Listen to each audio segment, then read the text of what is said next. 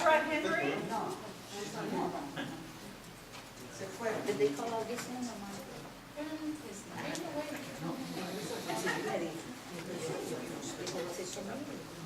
Diana Alvier?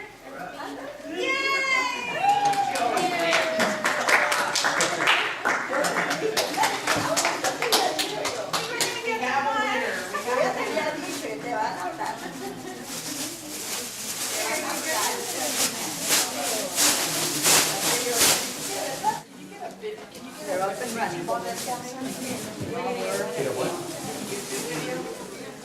Qualification, jelly bean. One Put in in jelly bean. Light, and then I'll tell you which one is oil. Oil.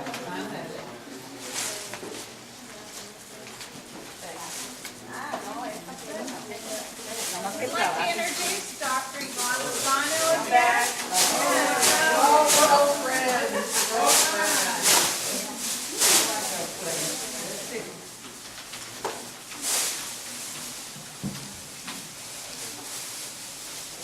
Third one down.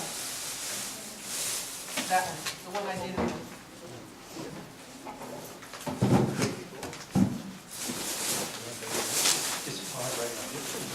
I'll do it at the end. It's my top. It's minimized. I'll come get it then, now that you found it. Okay. How was lunch and cake and everything? Excellent. All you had to do was show up. That's great. You deserve it. A little pampering.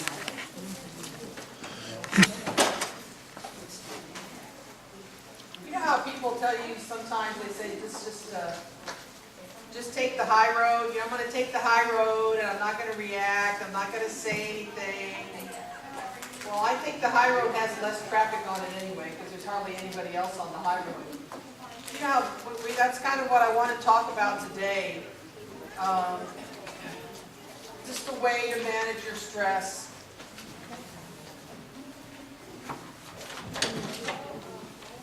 You have to know, just like we talked about when you're caring for somebody, you have to know the things that stress them out. They can cause that level of anxiety or irritability. We have to do the same thing for ourselves. You have to know the things that really bug you, the things that bother you, the things that are going to set you off. And you have some choices here. You either decide that you're going to manage those things differently, or the way in which you react to them, or you're just going to try to do everything you can to think of ways in which you can avoid those situations, if at all possible. You know, like different things of traffic, waiting at a traffic light when you're in a hurry, waiting at the bank when you're in a hurry, all those things that, you know, now they don't always put the bank deposit slips in or they're empty, the little box things are empty, and that just aggravates me. So what I did one time is I went to the bank, I said, can I have some deposit slips? They gave me like 25 of them, and I keep them in my car. That way I don't have to get upset with the fact that there's no bank deposit slips there. You know, I got them in the car already as we go along. You know, these are just some pictures I have, you know, trying to find you. You just like, I'm going to find them. Just like trying to find parking out here today. I'm going to find parking no matter what. Even if I have to park like that, that's what I'm going to do. That's right. Just park like whatever you got to do to park. And anger is one letter short of danger. Does that make sense? Anger is one letter short of danger, which means that just that anger has so many negative connotations attached to it because it can make you physically ill. It can cause a lot of great frustration and fights and arguing. But the bottom line is sometimes it's okay for you to feel anger, and you should allow yourself to feel that anger. And that's what this talk is all about. Giving ourselves permission to be human.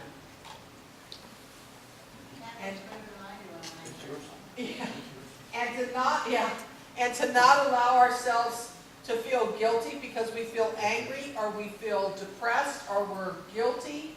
We don't want to feel anything except that we allow ourselves to feel those emotions so that we can move forward. It is difficult for us as human beings to move forward, to be okay with who we are if we're not allowing ourselves to be who we are.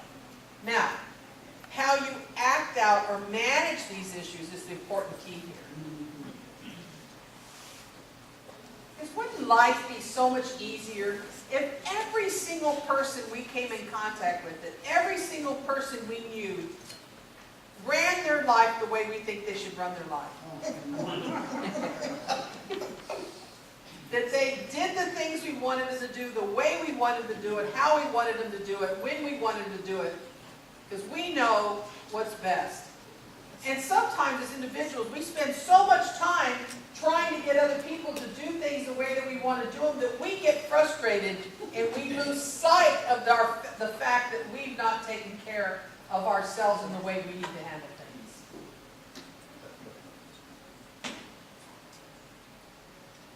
Regrets that we have. We spend time focusing on something that we can no longer change. We can't. If, you ever heard that saying, if God wanted us to look back, He would have put the eyes behind our head and not in front of our head? There's a reason that the eyes are in front in our face where we move forward. Oh yeah, you can turn around and look back. You can spend all your time turning around looking back and stopping and not moving forward. If that's what you choose to do. There is absolutely nothing you can do to change the situation you're in, but there is everything you can do to change the way in which you manage that situation. The way that you handle it every single day. And sometimes, and inevitably, over and over again, when I do these talks, caregivers come up to me and they just say, you can tell they're at a point where they have to make a decision of the person that they're living with, the caring for, has to maybe go into a facility. There will be a time when you have to do that, unless you have an enormous. I met this. I don't know if you remember. Let me think of her name. I don't know why her name just slipped my head. It was just right on top of my head. She used to be the Assistant Secretary of Aging in the United States. She was appointed under President Clinton. And she was there for quite a long time. Well, she came to speak at a function that we had a couple of years ago, and Josefina Cardinal, that's her name. She shared with me that her mother had dementia and had some other physical problems, and they lived in Miami. And she said, we are lucky and blessed that we are able to have financially take care of my mother at home. My mother wants to be at home, and that's what she's always wanted. And she said, but you know how much that cost us to do that? 24/7. 24/7, they're paying $6,500 a month to have her mother cared for at home. That's round-the-clock nursing. How many people have that kind of money? So what that tells me is, too, that's what it takes. That's the kind of care that someone may need. Not only financially, but you think of round the clock. And you think, round the clock means that they have people coming in every 12 hours. So that if they felt like they could say, why don't they just have one person come in and do 24/7? Why not? They couldn't survive. They would not be able to stay awake all night. I used to do home care for a family that had 24-hour care. And we did 8-hour shifts because after 8 hours, that was about That's all enough. a caregiver could give. So what about caregivers then? Caregivers do it. Caregivers who don't have anyone coming in do it. I don't know how they do it. 24/7. I think their level of frustration goes up, their stress level goes up as well, and they're not able to adequately Absolutely. take care of them because they're just, And they do it though. oh yeah. They continue to do it. I'll do it until what? I drop, I have a heart attack, I have a stroke, I'm dead, I have an anxiety attack, I can't do it any longer. Yeah, I know someone that, a husband that was taking care of his wife that had Alzheimer, and he was older than her, but he got a heart attack. Yeah. Yeah, the stress is so much,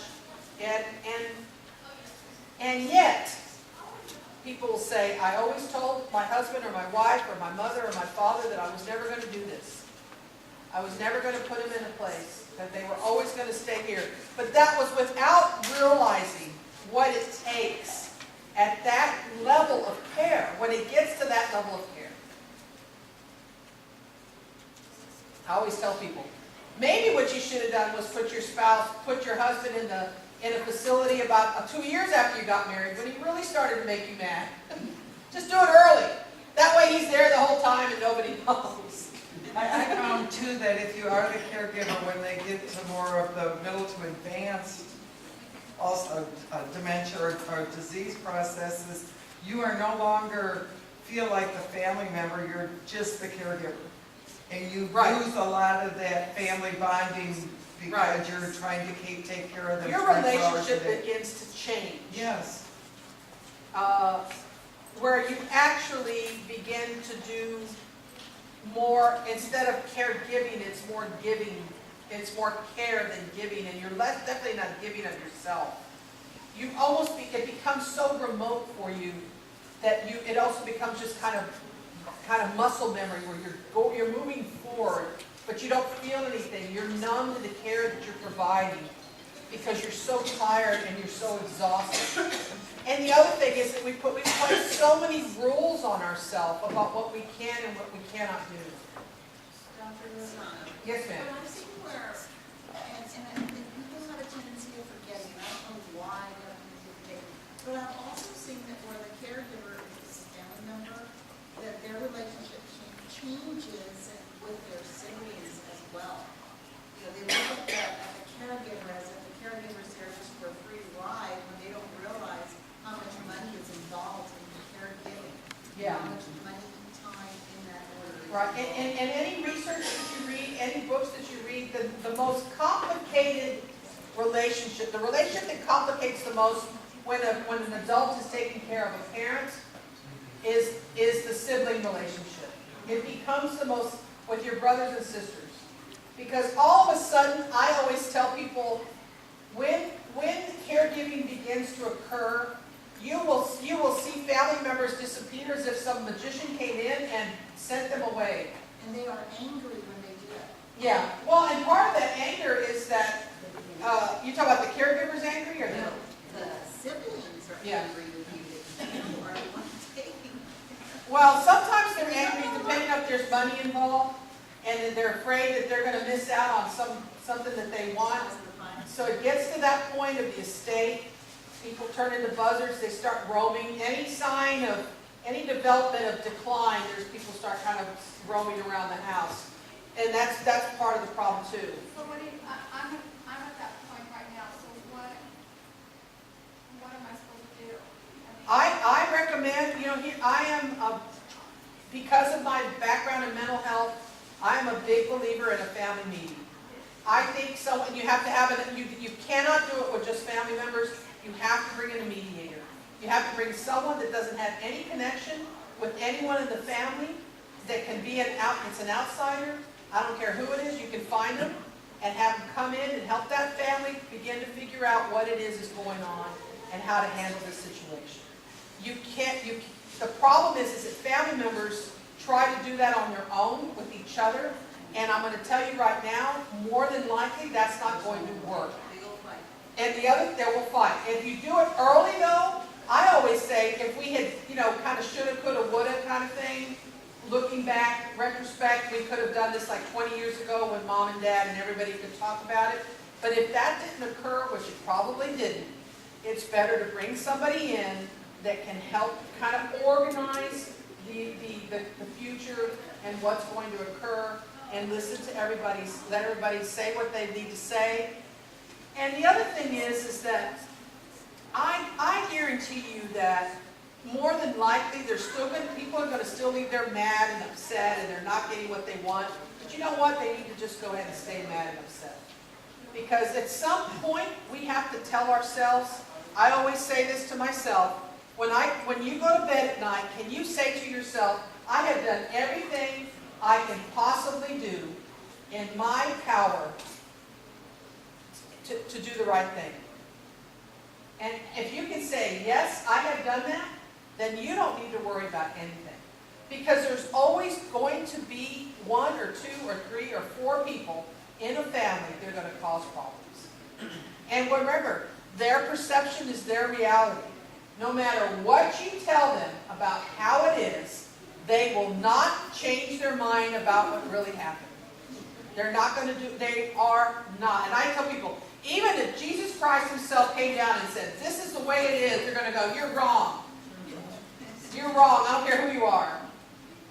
They're going to still argue that point because they believe in their mind this is the way that it happened. And sometimes they've done that just so that they can, it's a way of manipulation to control and the situation.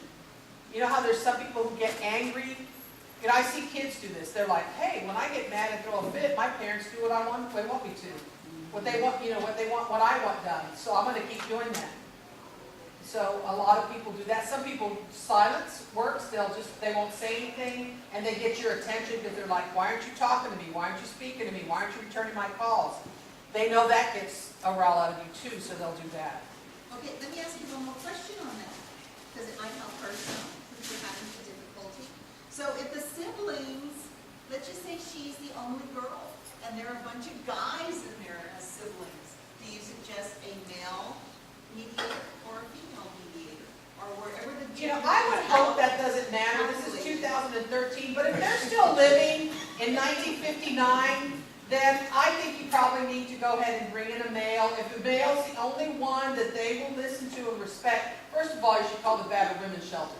But second of all, I'm just throwing that out there. Second of all, I think if that works, I always tell people, look, I always tell people in counseling, do you prefer a male or female? Because for some people, they just do better. And if they do better with their own gender, then bring their own gender. I mean, let them set the rules. I guarantee you, if you start telling them, we're going to have a meeting, would you like to have a male or female? I want a male. Who do you want it to be? Let them set all the rules. They're still going to complain, though. Do you understand? There are some people out there, I don't care if you give them the world, they are still not going to be happy with the world. They want the world plus Jupiter. But would it be better if the individual has a will? You can argue with your will. Oh my gosh. The thing about the will is, here's what I think now. We have video camera phones now. If you can get to that older adult before, if there's going to be dementia, if you can get them to videotape what their wishes are and put it on video, nobody's going to argue that. If you have a will, they're going to say, you made them write that down. You're the one who talked to them. You were hanging out with them. You were living with them. You made Dad write that down. That's not what Dad wanted. I know what Dad wanted, even though I haven't seen Dad in 17 years. I know what Dad wanted. Yes, they have to honor the will. The will can be contested. They can go ahead and try to do that. But however, I think my point is that even if there is a will, people will fight over a set of knives and forks that are worth nothing. They'll fight over dishes. They'll fight over bedspreads. They'll fight over everything. They'll fight over a planter that's cracked outside. They want everything. They want, my kid should get this and my kid should get that. And when you start dealing with Alzheimer's and dementia, I strongly recommend that you seek advice and support from the Alzheimer's Association, because they have some great resources for you to start to protect yourself and your loved ones with that information. I really think that's part of the problem, is that we've not communicated early enough to get that done. I have a comment, and I'll play the devil's advocate here. Sure. In my years as a social worker, I also found that a lot of the anger within the siblings was basically, a lot of it was centered around how guilty they were not being there. Yeah. No, that's a very good comment and a very good statement. It does a lot, thank you. So much of it has to do with guilt, that it's better for them if they're just angry. They justify their Right. anger by And now, saying here's it's what I want to mention about that. I'm glad you said that. One thing with caregiving that I recommend early on, as soon as it starts, is that you call a meeting. If the person doesn't show up to the meeting for whatever reason, they're mad, they don't want to be there, they're like, I'm never going to see you again, you make sure and you send that person a correspondence. You send it through mail, you send it through email, you do whatever you need to do to say, this is a minutes from our meeting. This is the meeting we had and this is what we discussed. Because you want to do that to protect yourself and the family. And then the other thing is, sometimes, especially, studies show that when men, they really don't do a lot of the actual physical caregiving, like the bathing and all that kind of stuff. Especially if it's just a woman involved. They might help with if it's a male, like a father or grandfather, uncle, brother. So sometimes you just have to assign job duties to people. You have to say, look, would you be willing to come and cut the yard every other week? Would you be willing to kind of clean out the garage? Would you be willing to give him job duties, something to do that he might be okay with? Oil change on the car, make sure the bills are being paid. Something like that, just say, well, who's going to help?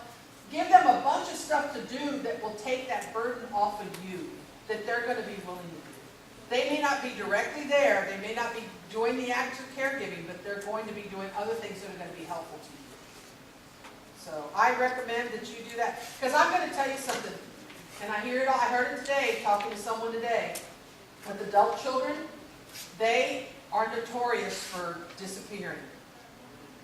And and everyone is different. Everyone is different. Even myself, I think I feel guilty that my mother's not living with me, but she chose who she wanted to live with. I think a lot of people see me as the older daughter and go, I can't believe your mother's not living with you. I mean, I'm single, why is she not living with you? They don't understand that, and especially my family, the aunts and uncles, like, this is what, she wanted to live with the King Refe over here. So, this is what she chose to do, and I do what I can to help. That's my duty. So I had to push all that aside. And, that's just the way that it is. But we can't also, if you're a parent now, and you have adult children, you know who that one or two child is, if you have children, who are going to help you. And you need to you cannot put all the burden on them. You can't say, oh no, because she works too much, or he works too much, or she has kids and he has kids. You have to try to equally divide the responsibility among all those adult children. And the ones who say, I can't help because they live too far, or they can't come around, or whatever their reasons are, just say, then you can send me $50 a month.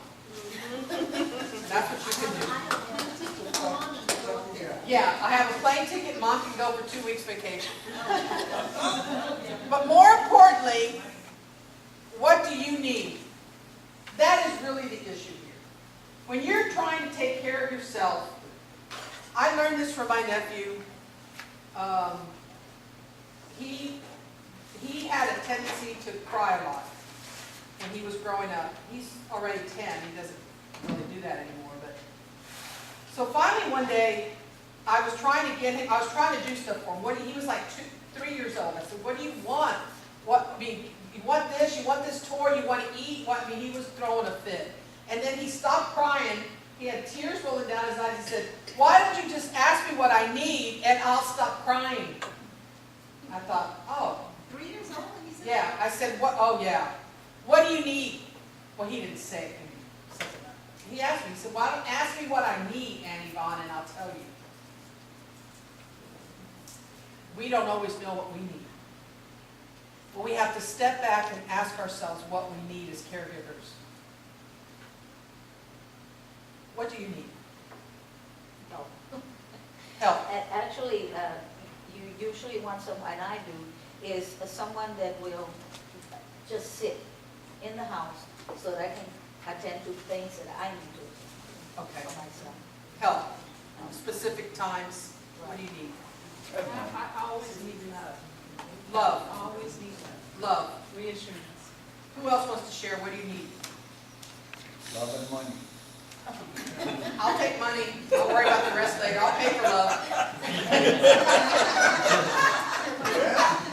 Everybody needs money. What else? Anyone else?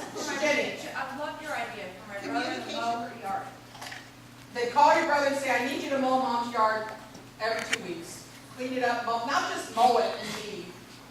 Get the bags, put it out in the trash, do the edging, clean up a little bit. You have to be very specific. You know, because you can say, come and bathe mom, and next thing you know, mom's been bathed, but she hasn't been dried, she hasn't been dressed. It's the same thing, you have to be very specific with people, but yeah, give people job duties. I learned that from my grandmother. She used to like run the funerals in the family. You know how those older women would run the funerals? I mean, they're the ones who should have gotten the money instead of the funeral director. But she used to run the funeral. Her purse, she had everything. Smelling salts, Kleenexes, cookies, insulin, whatever you needed, she had it there in her purse for you. It was right there. So, but she would always tell my cousins and all of us, she would just say, go do this, go do this, go do this, go down the line and give us all something different to do. Because she couldn't do it all herself, and you have to sometimes do that. If you know that that person or your kids or your siblings can't come and do certain things, the whole thing, all the caregiving, just ask them one thing at a time. Call them on Monday and say, I'll call you next Monday to see what else I think about. Mom's garage is leaking. Mom's garage needs to be cleaned out. I'd like to have a garage sale and sell some stuff. Can you come help me do the garage sale? Give me a date that you can do it. Don't say, this is the date I want to do it. Say, you pick a date and tell me when you can do it. That's what you have to do. You have to be assertive like that. And you know what? Why is it so hard for us to do that? Pride? Pride, I okay. think it's the friction In the sense that's of- going on among the siblings. The friction, the confrontation. For me, it's not you don't hard to want be to bring down assertive. pride. It's not hard for me to be assertive with them. Because when I was asking for help, everybody said, well, we have our own family, we have our husband, our kids, our job. Well, what about me? And I ended up having to do housekeeping for her, taking care of her almost 24 hours a day, yard work, everything. And now everybody, they don't talk to me because I have her house locked up with all her belongings. And they're saying, well, you have the house locked up because you want her belongings. I don't want her belongings, I just want them to be able to help me. Yeah. You know what? Sometimes we just have to accept that's not going to happen, and we just need to let them chatter and complain and blame and accuse, and that's really on them. Again, if you can go to bed at night and say, I have done everything I can do to make this right, and none of it's worked, that you've done the right what you need to do for yourself. We have to release ourselves from their power of turning us into victims. Did you hear what I said? We have to release ourselves from their power of turning us into victims. Do they have that much power that you have turned yourself into a victim? You know what? What's the truth? The truth is you've been doing it. The truth is you've been there. The truth is you've asked for help, and they have not responded to it. They can believe whatever it is they want to believe in their mind and in their head. They can do that. They can do whatever that is. There's nothing we can do to change their perception. We can only change the way in which we react to that. That's what we can do. We have to ask ourselves what we need. We have to rely on the Alzheimer's Association and all the resources you heard about. We have to start reaching out and saying, this is what I need. And you know what? The truth is, with caregiving, there's really not enough help out there. The second thing is, there's a whole lot of support though. There isn't. I mean, there's a whole lot of support, but there's not a lot of help. Because it's for a lot of different reasons. Because we're so tired. Because we're so emotionally exhausted. Because we're mentally exhausted. It doesn't seem like this is ever going to get better. It does seem like that. It just seems like that. But the more, I just finished this study, and we actually had a friend over, we were looking at the results a couple of days ago. And one thing that we saw is, obviously, the less hours of care that you're providing in a week, the less hours of care compared to the most hours of care. So we looked at people that were providing 10 or less, 11 to 25 hours a week, and 26 plus, which meant 24/7, 7 days a week. Obviously, the ones who were providing more hours of care had more levels of stress, physical, emotional, and mental. But what we found is The older the caregiver, the less complaints of stress. The younger the caregiver, the more they complain about stress. What do you think that's about? Well, I know that when I was helping out with mom and dad, I'm the baby in the family, so that even the youngest, and everyone was much, much older. So they felt that they could still tell me what to do because I was the baby and I was going to listen. But Yeah. my duties were too high that there was just no way I wanted to even listen. And then it changed. It was very comical because the roles changed. And when I became older and more knowledgeable in the medical, legal, and general field, they were intimidated by it, so they would kind of back off and allow me to start. Yeah. But I didn't take advantage of that. Sibling relationships are very interesting, especially as we become adults. And I think that's part of what I have seen in my professional experience and my personal experience is that we have a tendency as siblings, as young, when we're together hanging out and living in the home as young kids, we dismiss each other a lot. You don't know nothing. You're stupid. I don't believe what you're saying. We do that as kids to each other. That's how we interact as brothers and sisters. And what happens is when we grow up, we still have that.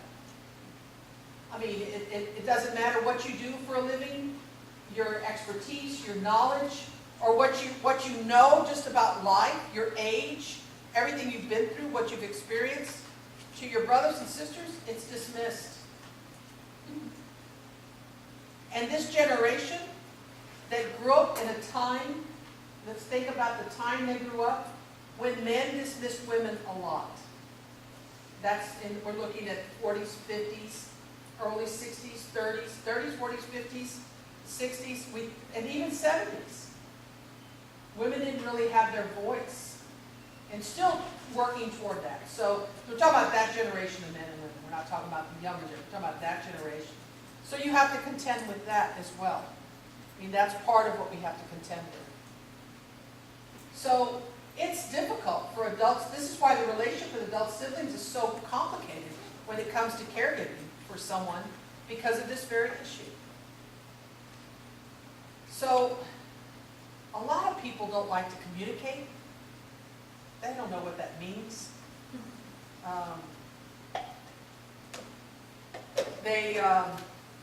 I used to think maybe just talking over a barbecue pit will help.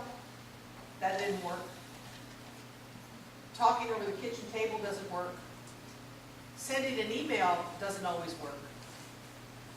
So sometimes you just have to do everything that you can and be okay with that.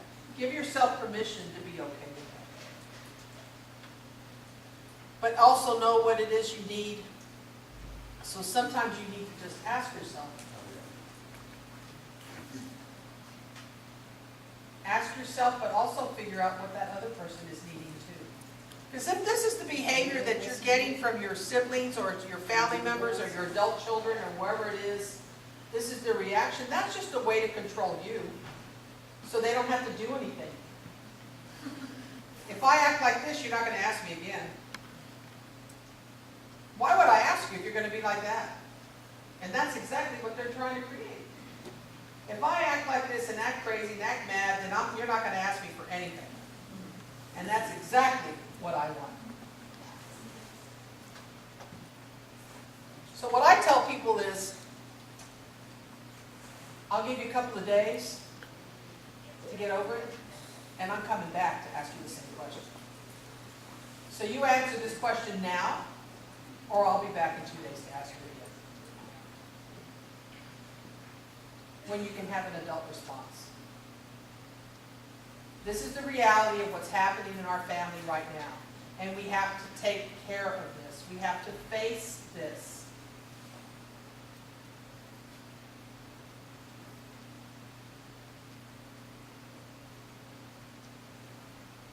This is what we know about anger.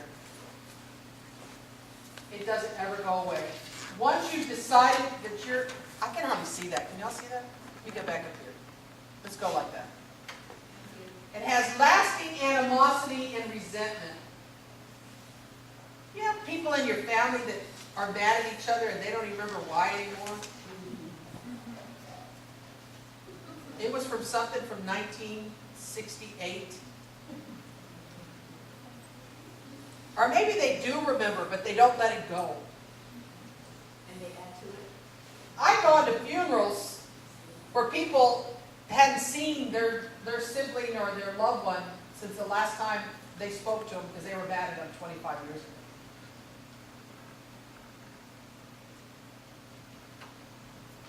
It doesn't go away.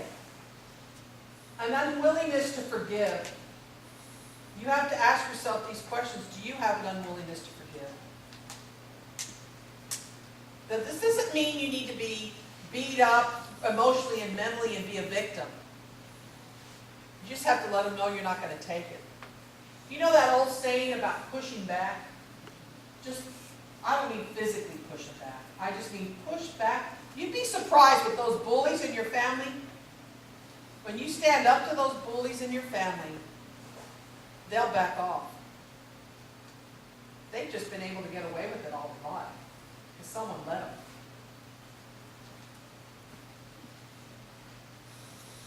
That's self-determination. Now, I don't care. As long as I live, I'm going to make them pay. It's kind of like a Gone with the Wind.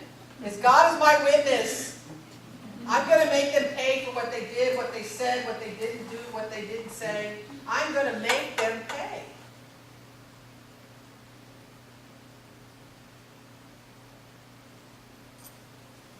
The thing is that I always can tell in people, with human beings, is that we know who these people are in our lives, and for some reason we continue to try to get them to change, or to be different, or to interact with them.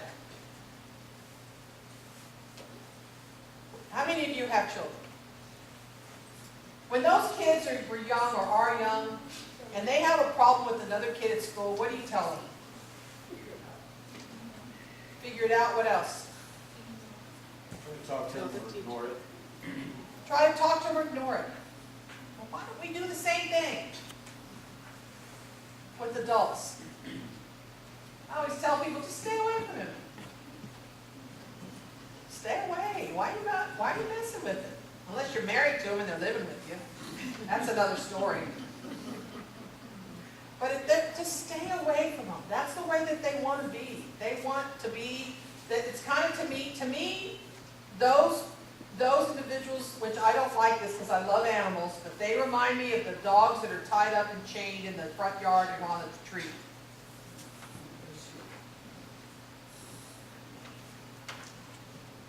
You just got to stay away from them.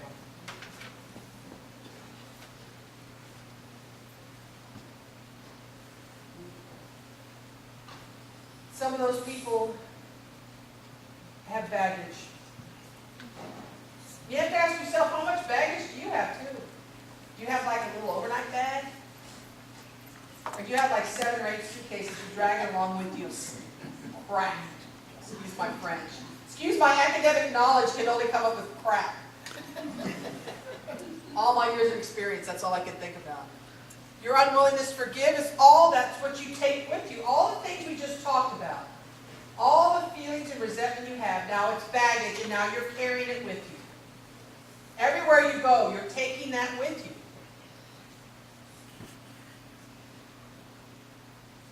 Is that a good thing?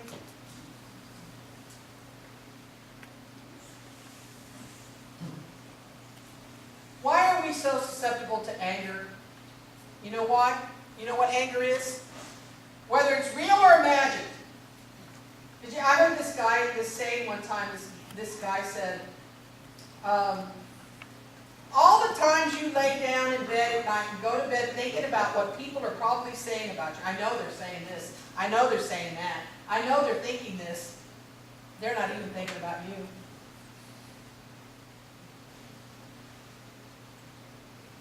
Whether it's unresolved hurt, but anger is upside down fear. Fear is upside down guilt. Guilt to fear to anger. That's what we see. Unresolved hurts, world views, this is the things that we learned from the way we grew up, the world that we grew up in. This is what we learned from our parents, coping skills, what we've learned in our relationships. This is how we've learned to cope.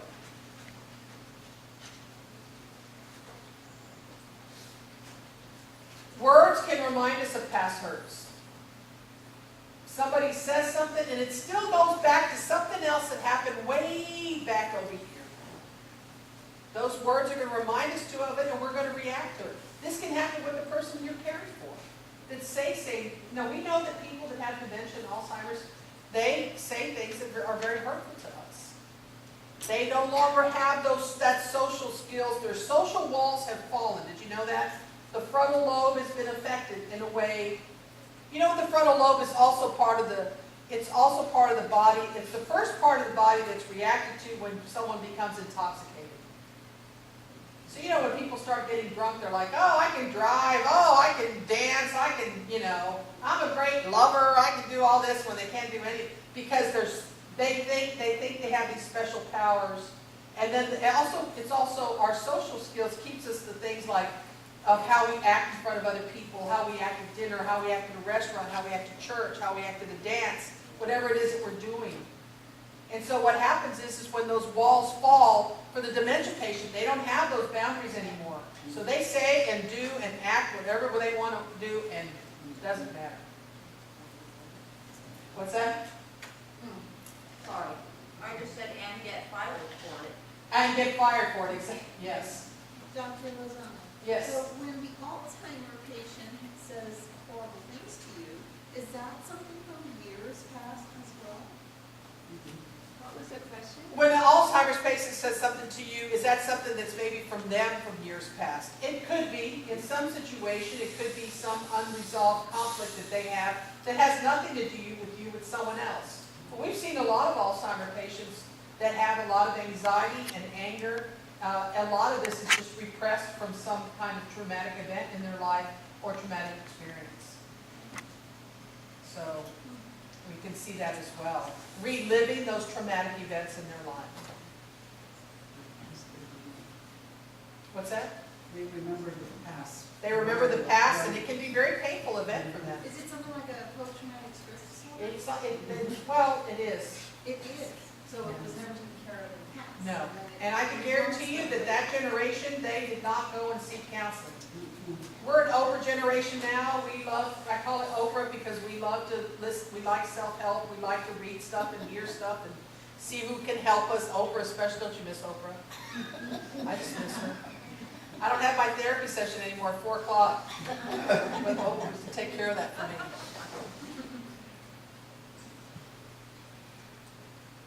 But how many times have we learned the wrong lessons from our past experiences? A lot.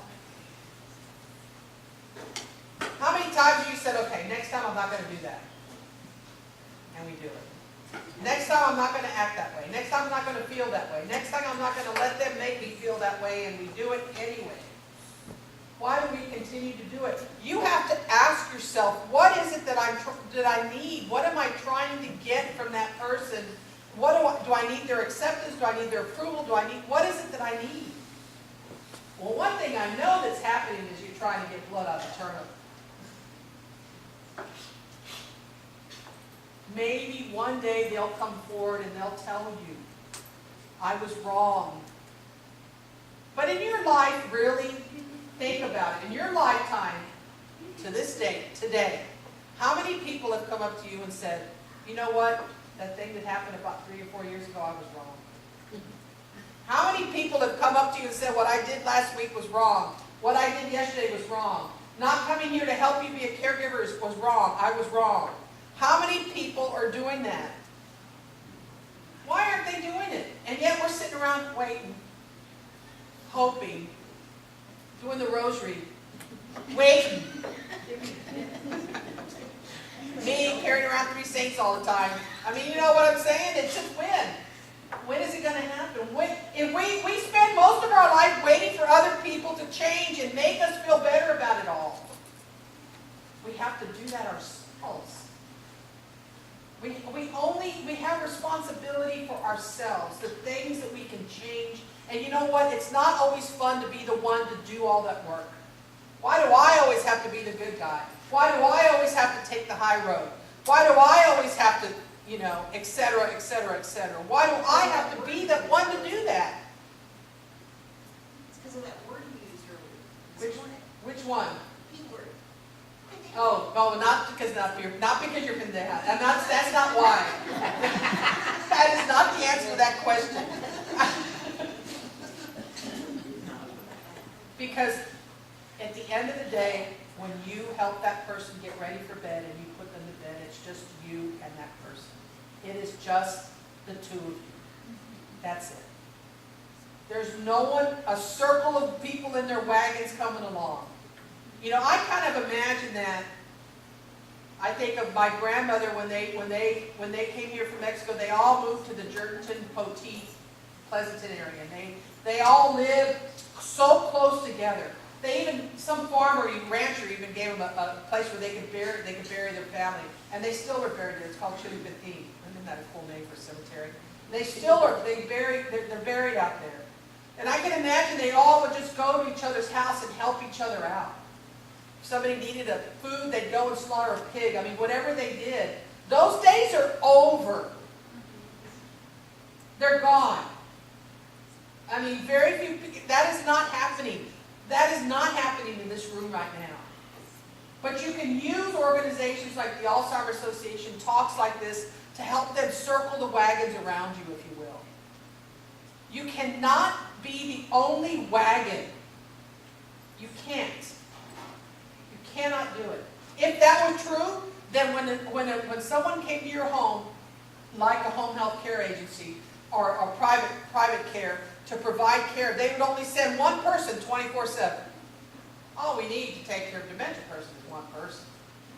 Because if you can do it one, then we can just send one. Who do they send? 2, 3, 4 people?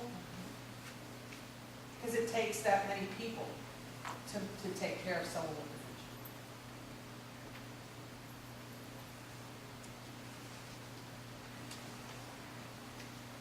dementia. Here's the thing that starts to affect our behavior. We're sitting around and we're thinking our assumption, we get the wrong perception, we get negative thoughts, we have irrational beliefs, all those things, all this stuff, because you take one small little item and we turn it into something so big and it upsets us more. And you say to yourself, why am I thinking about this stuff? It's driving me crazy. But we still do it. We turn our life in a situation into the longest novella ever written. It becomes so dramatic and intense and horrible, and we're sick about it. And we're the center of attention. We're the main actress, the actress who's getting punished and plummeted and beaten up and uncared for. We're the horrible, horrible, poor little señorita in the village. Or señora, excuse me.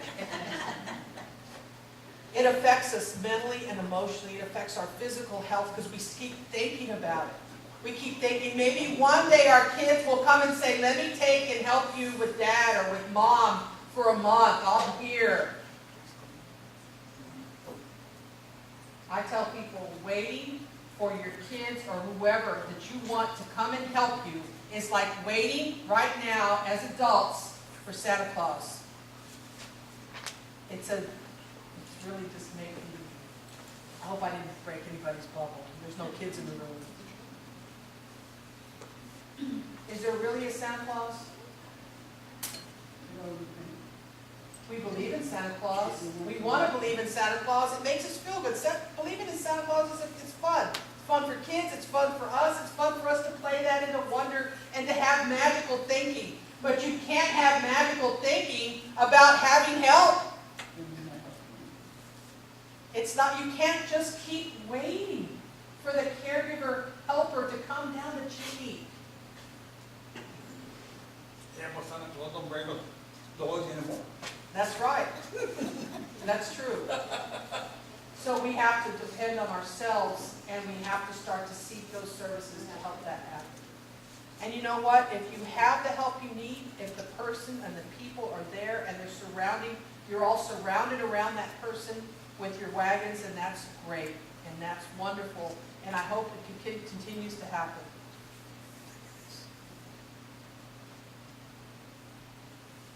Watch out for negative thoughts.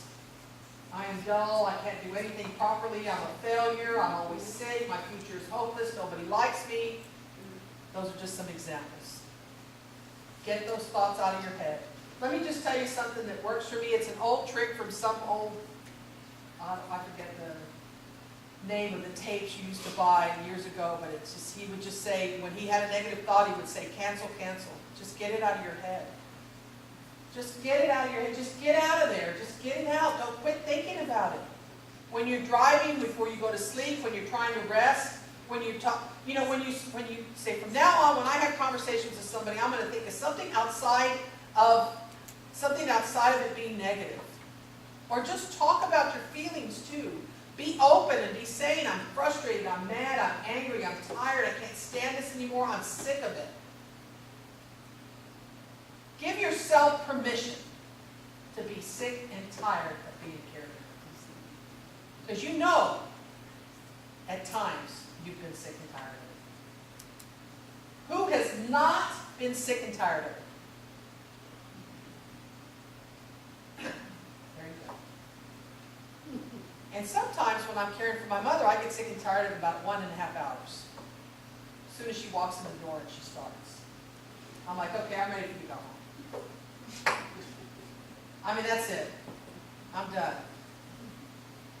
But you know what? And sometimes I don't even think about being sick and tired of it. Sometimes it never even crossed my mind. Sometimes it all just seemed to flow together. Sometimes it was just perfect. Sometimes a day just went by and I'm like, oh my gosh, we had a really great time.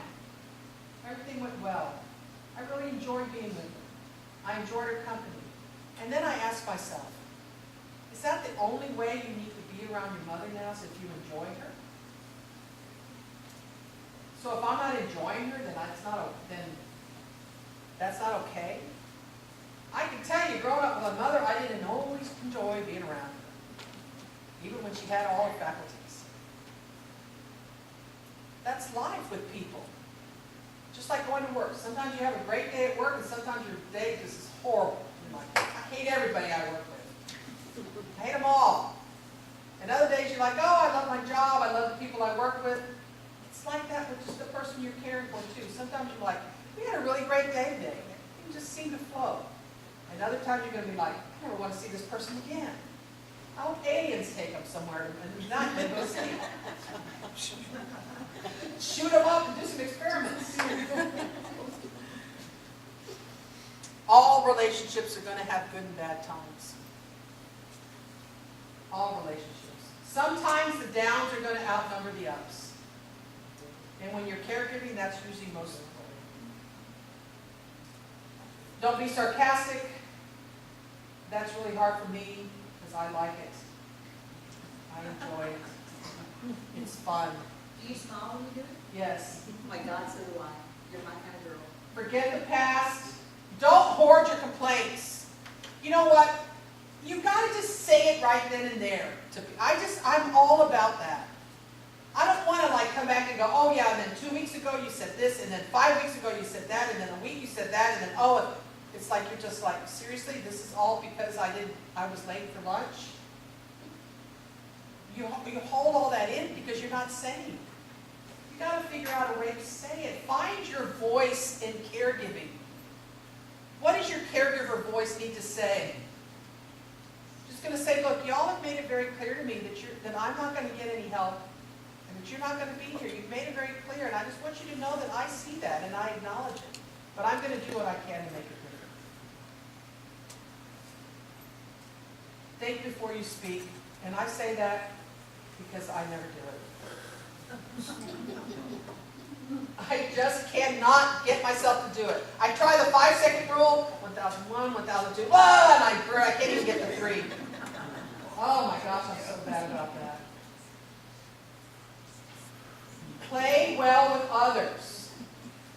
We learned this at a very early age. Maybe some of us didn't. Be flexible, open communication, try to have shared decision making, all the things that good caregivers, brothers and sisters are supposed to do together, and we don't. Right? Pull together, try to pull together. Well, the perception is, do the steps and what I just talked about really works, and do you want the truth? Yes. Do they work? Not always. You know what? I'd be a millionaire if they did. They don't work. They don't always work, and you get frustrated because they don't work. I want them to work so bad, but they don't always work. The reality is there are really no steps that you can take. So here they are. Every day, every moment, every hour is up to you. It's a lot of pressure on us because we've already got the pressure there of being caregivers, but it's up to you. Decide who you are and how you're going to handle this. And I got to show you this video.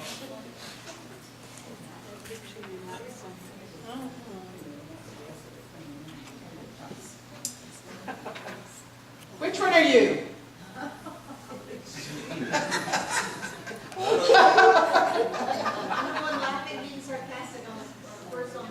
Yeah. None of the above. None of the above. Life is full of choices.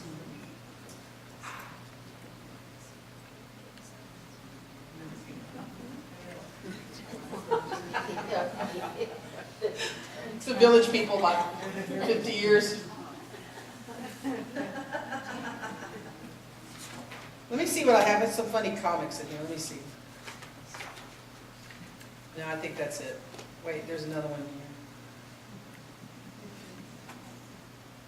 The change resistant.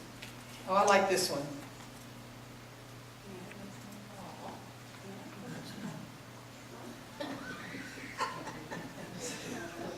Don't let that be you. That's very, that's scary. You know, have you ever done that? You're like, that's really hard on people.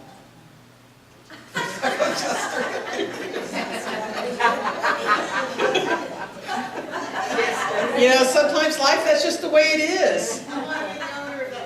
Yeah. Everything you know is wrong. You know, we have to laugh at ourselves.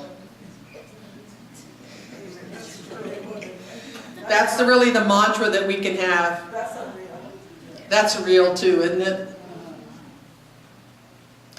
Know what you can, you know what you can't do, as well as you know what you can do, because you know you can do a lot, but know what you can't do, and know when it's time to stop.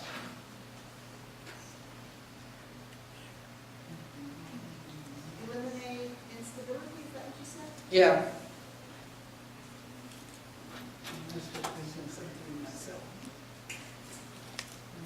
Okay, so can someone get the lights for me? Or maybe are they behind me?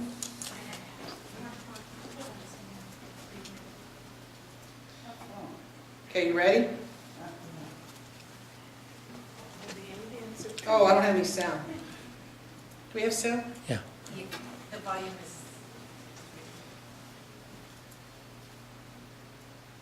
Is that it?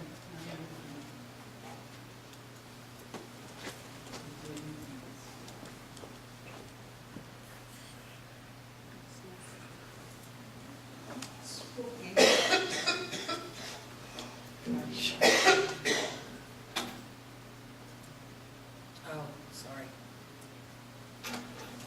Thank you, Mark.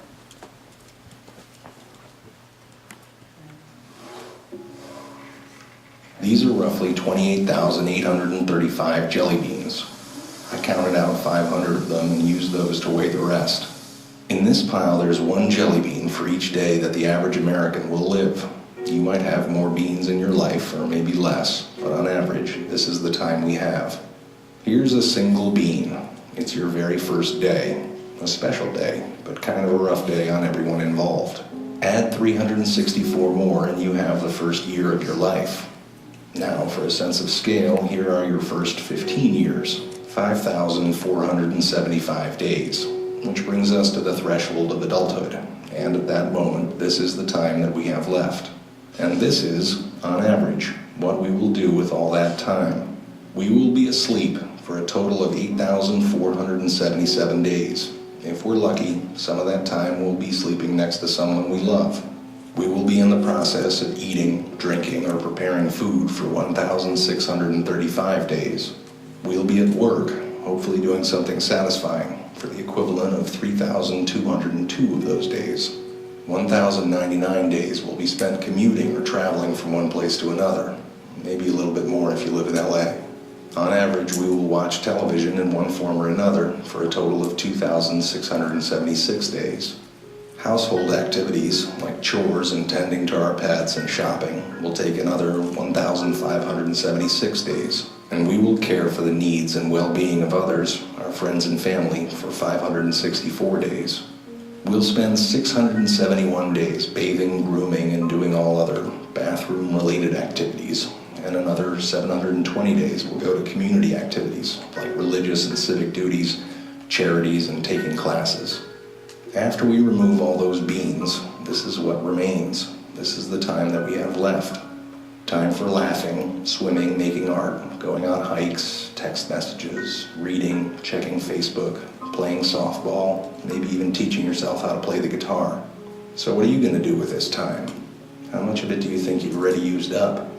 If you only had half of it, what would you do differently? What about half of that? How much time have you already spent worrying instead of doing something that you love? What if you just had one more day? What are you going to do today?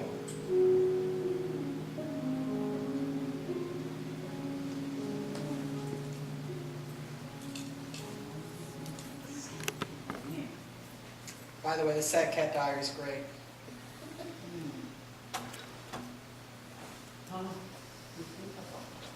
Think about it. A lot to think about, isn't it? I think that when you look at caregivers and that you add so many more days that I think that goes to that. But somehow in that day, or when we get to that time, we have to decide how we're going to live that one day and live each day as if it is that one day. It's easy and expected, and you have every right to get caught up in what you're doing and the amount of time that you spend doing it. And I hope that you'll find time to treat each day as if it's your own, and even if you find an hour or two in that day to make that happen. And more importantly, remembering to utilize the support you have through the Alzheimer Association. And even if it's just a phone call to talk to somebody that's there that can help, a caregiver support specialist, a support group, whatever it takes. If you used to like to read, play guitar, go to movies, go out and have dinner, whatever it is you used to like to do, try to find time to do that somehow every day. Make that happen. Okay, y'all have been great. Thank you for your time. Appreciate it.